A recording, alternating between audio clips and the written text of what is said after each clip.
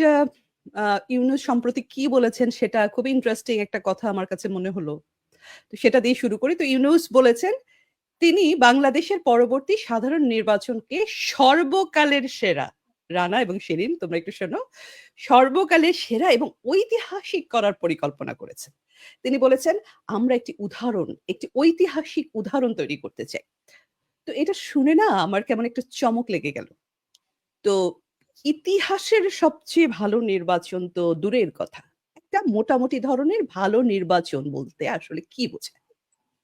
তো ভালো নির্বাচন মানে হলো আমরা সাধারণ অর্থে কি বুঝি? যে একটা তফসিল ঘোষণা হবে, আগ্রহী সব প্রার্থীরা নির্বিঘ্নে মনোনয়নপত্র জমা দিতে পারবেন, সঠিকভাবে মনোনয়ন যাচাই-বাছাই হবে, রিটার্নিং কর্মকর্তারা তাদের দায়িত্ব পালন করবেন। সব প্রার্থীর জন্য সমান সুযোগ বা লেভেল প্লেইং ফিল্ড থাকবে। ভোটাররা নির্ভয়ে ভোট কেন্দ্রে যাবে এবং ভোট দিয়ে আবার নির্ভয়ে বাড়ি ফিরে আসতে পারবেন। কোন রকম সহিংসতা হবে না, ভোট গণনায় কোন রকম কারচুপি হবে না, ভোটের ফলাফল ঘোষণার পর এটা সবচেয়ে ইম্পোর্টেন্ট। ভোটের ফলাফল ঘোষণার পর প্রতিদ্বন্দ্বী সব প্রার্থীরা সেটা মেনে নেবেন। এটাই তো আমাদের ধারণা, তাই না? একটা মোটামুটি একটা ভালো নির্বাচনের ধারণা। তো এসবের একটাও হওয়ার কোন রকম লক্ষণ কি আমরা দেখতে পাচ্ছি? দর্শক শ্রোতা আপনারা কি দেখতে পাচ্ছেন? আর আমরা সবকিছু বাদ দিলাম। একটা তফসিল ঘোষণা যেটা, সেটাই তো হচ্ছে না এখনো। কবে হবে সেটারও কোনো ঠিক নেই। তো আমরা কি দেখলাম? আমরা দেখলাম যে বিএনপি ১ম এ কিন্তু ইউনূস সরকারের নিরপেক্ষতা নিয়ে অনেক রকমের সন্দেহ পোষণ করল। অনেক ধরনের কথা বলল। পরে আবার তারেক ইউনূসের যে একটা আঁতাত হলো লন্ডনে, সেটার পরে তারা আমরা দেখলাম যে বর্তমানে একটু চুপচাপ আছে নির্বাচন নিয়ে। এইদিকে আবার আমরা দেখলাম যে বিএনপির ইশরাক হোসেনকে কেন্দ্র করে যে নাটক সেটা চলছেই। মানে কেউ একজন, প্রিয় দর্শক শ্রোতা, কেউ একজন নিজেকে নিজে মেয়র ঘোষণা করে বসে আছেন। তাকে সবাই মেয়র বলে অ্যাড্রেস করতে উনি বলছেন। মানে এরকম ঘটনা বাংলাদেশে ৫৪ বছরে আপনারা কেউ কখনো দেখেছেন? তো তাই হচ্ছে। মানে পুরাটা একটা মবের মুলুক চলছে। আচ্ছা। তারপর আবার ইউনূসকে নিয়ে আমরা দেখলাম যে তারেক রহমান বললেন যে, ভবিষ্যতে যদি বিএনপি সরকার গঠন করে তাহলে ইউনূসকে নাকি কাজে লাগানো হবে। অর্থাৎ ইউনূস ভবিষ্যতে সরকারের অংশ হবেন। এখন এটা যদি সত্য হয়, মনে হয় সত্য, কারণ এই ঘটনাগুলো প্রকাশিত হওয়ার পর কিন্তু আমরা ইউনূসের পক্ষ থেকে কোন ধরনের কোন প্রতিবাদ শুনিনি। তার মানে এটা পসিবলি ইটস ট্রু। তো ভবিষ্যতের যদি তাহলে এখন যদি ইউনূস সরকারের অংশ হয় ভবিষ্যতের, তাহলে সেই ইউনূসের অধীনে কিভাবে নির্বাচন নিরপেক্ষ হবে দর্শক? আর এনসিপি তো কিংস পার্টি, আর ইউনূসের সরকার তো আসলে চালাচ্ছে জামাত, তাই না? তো তাহলে কিসের নিরপেক্ষ নির্বাচন?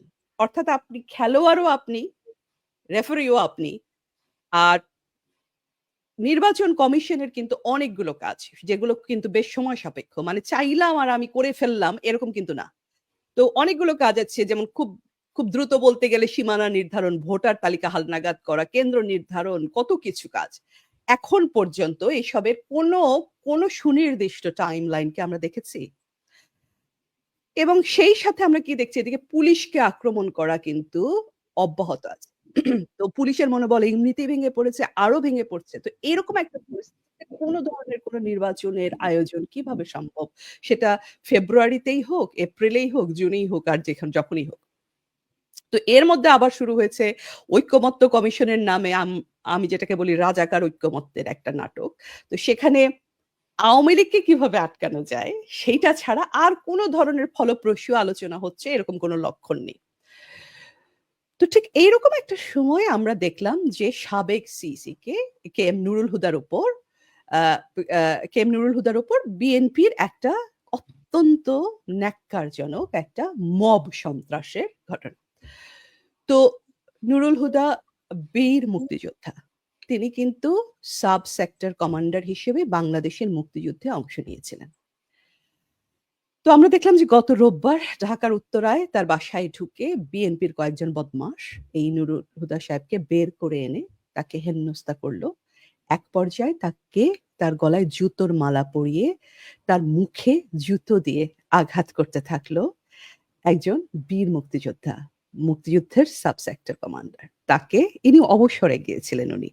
এই মানুষটাকে বের করে এনে তার মুখে জুতো দিয়ে আঘাত করতে, করতে গায়ে ডিম ছুড়ল এবং এই সমস্ত ঘটনাগুলো ঘটল পুলিশের উপস্থিতিতে। তো সেই রাতেই তাকে বিএনপির করা একটা মামলায় গ্রেপ্তার দেখায় পুলিশ। এর মধ্যে ২ দফায় কিন্তু তাকে অলরেডি রিমান্ডে নেয়া হয়েছে। এখন নুরুল হুদার উপর আক্রমণকারীরা সবাই বিএনপি এবং বিএনপিও কিন্তু তাদের রাজনৈতিক পরিচয় অস্বীকার করেনি। তো এই যে ঘটনা ঘটলো এটাতে সরকারের ভূমিকা কি? তারা ঘটনার রাতে যথারীতি একটা ঘটনা ঘটে যাওয়ার পর রাতে একটা বিবৃতি দিল। তো গত ১০ মাসে এরকম প্রায় ১৬ টি বিবৃতি সরকার দিয়েছে। কোনটারই কোনো বাস্তবে কিছুই হয়নি। কোনটারই কোনো ধরনের ইমপ্লিমেন্টেশন বা কোনো ধরনের ফলাফল আমরা দেখতে পাইনি। তো এইটা যেটা হয়েছে এই সরকারের বৈশিষ্ট্য হচ্ছে এরা একেকটা করে ঘটনা ঘটায়, ঘটতে দেয়, তারপরে একটা করে সুন্দর মতো একটা করে বিবৃতি দিয়ে দেয়। তো ইউনূসের দেশে আসলে রাষ্ট্র কেউ চালায় না। মবই রাষ্ট্র চালায়।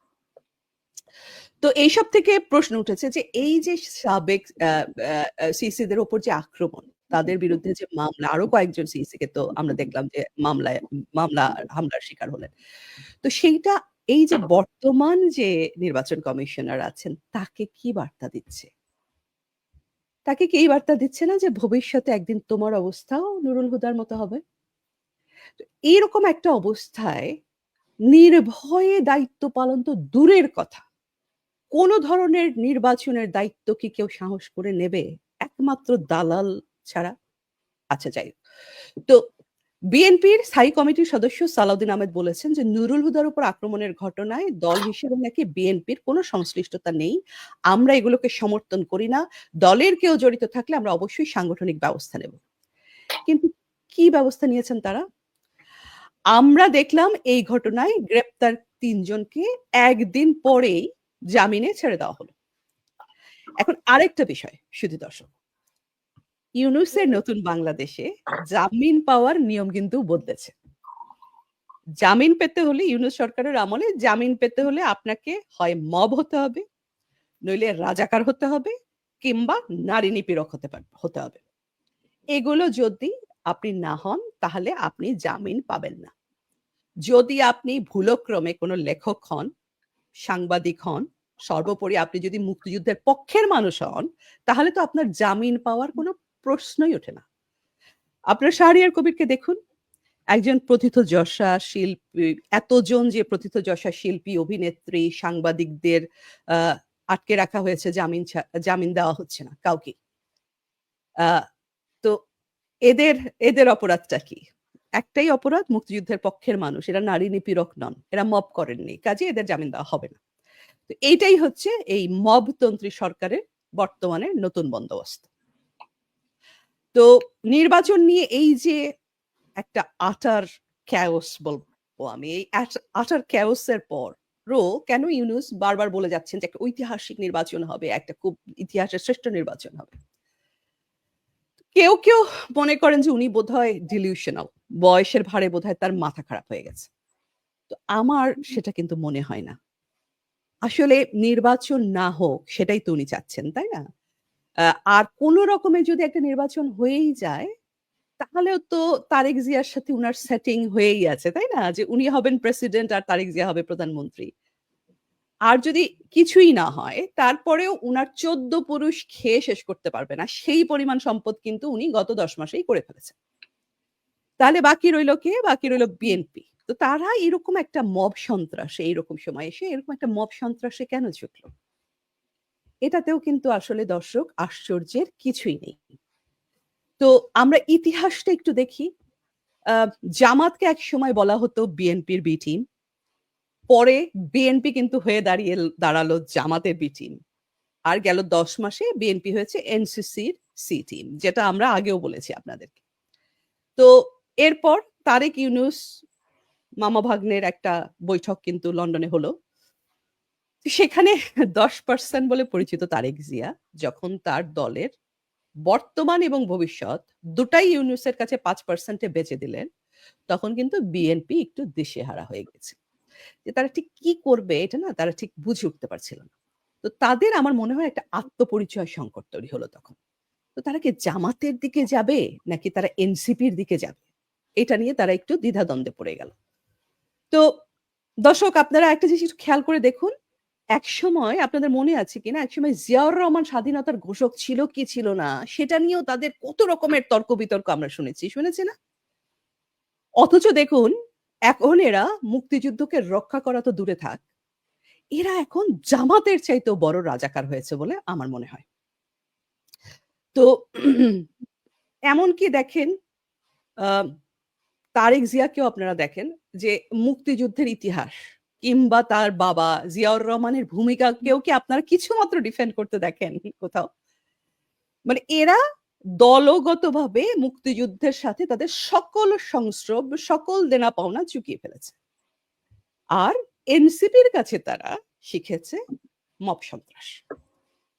তো বিএনপি দেখেছে যে পিটিএ মারা, মব সন্ত্রাস এগুলো তারা আগে যা করত মানে হচ্ছে এই যে তারা আগে গ্রেনেড মারতো, তারপর বাসে আগুন দিয়ে মানুষকে পুড়িয়ে মারতো।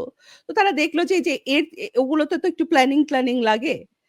একটু কষ্ট-টষ্ট করতে হয়। এর চাইতে যে মব সন্ত্রাস, চাঁদাবাজি এগুলোতে অনেক বেশি দ্রুত ফল হয়। তো তারা মনে করেছে যে এগুলো করেই এখন তাদেরকে যা পাওয়ার পেয়ে যেতে হবে। কারণ নির্বাচন তো আর হবে-টবে না। আর নির্বাচন হলেও জনগণের ভোটে তারা কোনদিন আসতে পারবে এরকম আর কোন সম্ভাবনা নেই। তো কাজেই চাঁদাবাজি আর মব সন্ত্রাসী তাদের ভরসা। তো আমি বলব যে বিএনপি আসলে পেঁয়াজের মতো করে একটি করে আবরণ সরিয়ে তাদের স্বরূপে আত্মপ্রকাশ করছে বাংলাদেশের রাজনীতিতে। তো আমার মনে হয় তাদের যেন কেউ ভুল না বুঝে, তাদের পরিচয় নিয়ে যাতে কারো মনে কোন রকমের সন্দেহ না থাকে। তো এটার জন্য আমার একটা প্রস্তাবনা আছে। আমি মনে করি যে বিএনপি তার নামটা বদলে ফেলুক। তো বিএনপি না করে বিএমপি করতে পারে। মানে বাংলাদেশ মব পার্টি এবং সাথে আরো একটু স্পষ্ট করার জন্য তাদের ভূমিকাটা Bangladesh mob party C team. এটা যেন তারা করে তাহলে আর কোন সংশয় কারোর মধ্যে থাকে না যে বিএনপি কি তাদের আদর্শ কি অথবা আপু জামাত ব্র্যাকেটে বিএনপি শাখা। হ্যাঁ, জামাত বিএনপি শাখা।